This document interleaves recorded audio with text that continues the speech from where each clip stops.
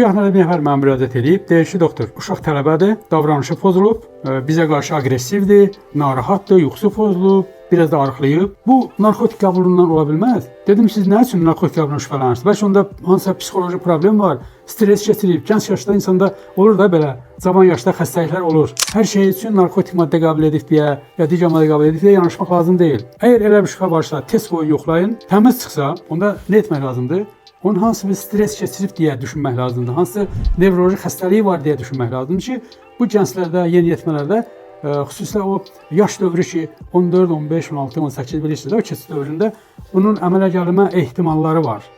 Ehtimalı böyük olur. Ona görə də gəlin uşaqlarımızı belə olanda onların psixiatra, yox, nervpatoloqa ya psixoloqa müraciət etsinlər ki, aşkar olunsun onda problemin səbəbi nədir? Problemin səbəbini aşkar tapmaq lazımdır. Burada isə bir neçə simptom, əlamət ola bilər. Bayaq dediyim kimi, yuxu pozğunluğu olur, əsəblik olur, narahatçılıq olur, adekvat özünü aparmır. Əvvəlcə çox mərifətli, qanacaqlı olan bir uşaq sonra nə edir?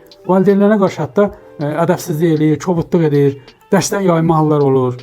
Müxtəlif səbəblər ola bilər ki, onda axtaraq tapmaq əlbəttə ki, valideyn üçün mütləq vacibdir. Hətta psixik xəstənin şizofreniya belə İlk simptomlar nə olur? Nevroloji xəstəliklər, astenik sindrom, yuxu pozğunluğu, təhliyə qapanma, əsəblik və s. Bu xəstəliklər, bu simptomlar digər xəstəliklər, nevroloji xəstəliklərdə də olur. Narkotik maddə qəbulu ilə bağlı da ola bilər. Belə olsun. Ona görə də bu simptomların məhz nədən qaynaqlandığını bilmək, öyrənmək üçün mütləq bir yaxşı həkim tapsaz, elə bilin ki, bəxtiniz gətirdi. O sizin uşağı müayinə edər və müalicəsində təşkil edə bilər.